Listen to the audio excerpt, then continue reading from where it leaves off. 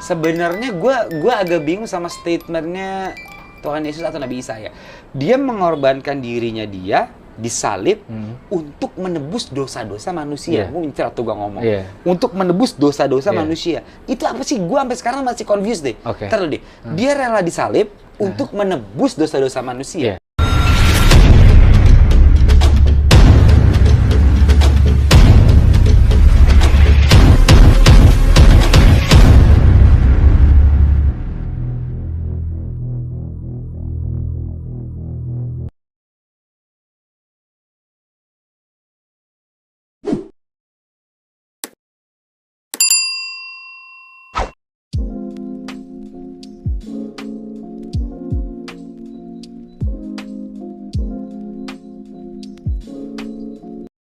Sebenarnya gue agak bingung sama statementnya Tuhan Yesus atau Nabi Isa ya.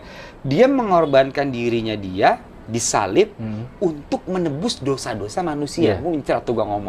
Untuk menebus dosa-dosa manusia. Itu apa sih? Gue sampai sekarang masih confused deh. Ntar deh. Dia rela disalib untuk menebus dosa-dosa manusia. Jadi gini, perjanjian lama tuh syarat akan hukum, konsekuensi, bentuk keadilannya di situ. Lu buat salah, lu dihukum, udah titik. Let's say, gue nyolong. Gue dihukum. Makanya ada 10 perintah Allah. Jangan nyolong, jangan bunuh, jangan zina, pokoknya peraturan. Tapi ternyata dalam realistisnya, satu aja susah, Pak. Satu aja susah ya. Iya kan? Jangan bunuh, jangan nyolong, jangan jahat, jangan ini. Tapi dia nggak pernah nulis kan, jangan narkoba. Makanya Anda terjebak. Makanya terjebak. Nah, anggaplah gini, akhirnya orang buat dosa kan? Oke, kalau ditanya jujur, siapa yang dalam waktu 2-3 hari ini secara iman Kristen katakanlah nggak buat dosa? Sulit. Nah, berarti gimana? Hukumannya dihilangin atau berarti dia nggak konsisten? Nah, jadi gini, hukumannya nggak dihilangin, siapa yang dihukum yang dirubah? Siapa yang dihukum yang dirubah? Jadi, ketika lu buat dosa, lu nggak perlu dihukum.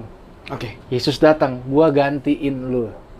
Gue aja yang dihukum karena gue juga menghargai aturan yang gue buat.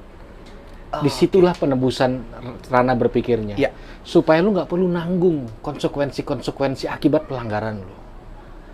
Karena gue mencintai lu, gue gantiin lu. Makanya Yesus tuh menyerahkan diri, dia bukan mati, dia Tuhan. Kenapa Tuhan kok mati? Bukan, dia menyerahkan diri, nyawanya sebagai ganti. Gitu. Kalau di perjanjian lama ada orang buat dosa, lu punya kambing itu kurban. Pemikiran hari ini potong. Dalam perjanjian baru perlu objek yang menjalani hukuman. Nah, disitulah karena cinta dan pengorbanannya dia gantiin kita supaya kita merdeka.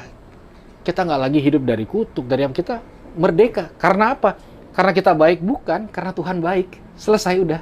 Clear di situ. Di situ. Jadi di statement dia, biar saya menebus dosa-dosa Anda, biar saya yang disalib.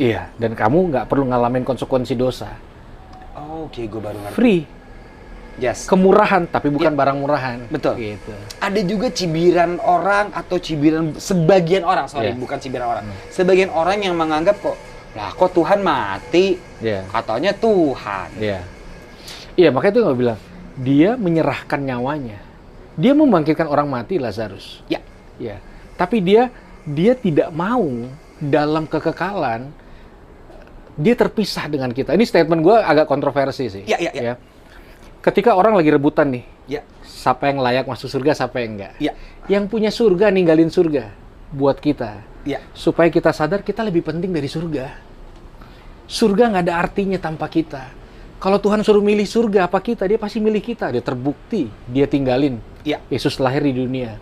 Supaya dia nggak mau jauh dari kita.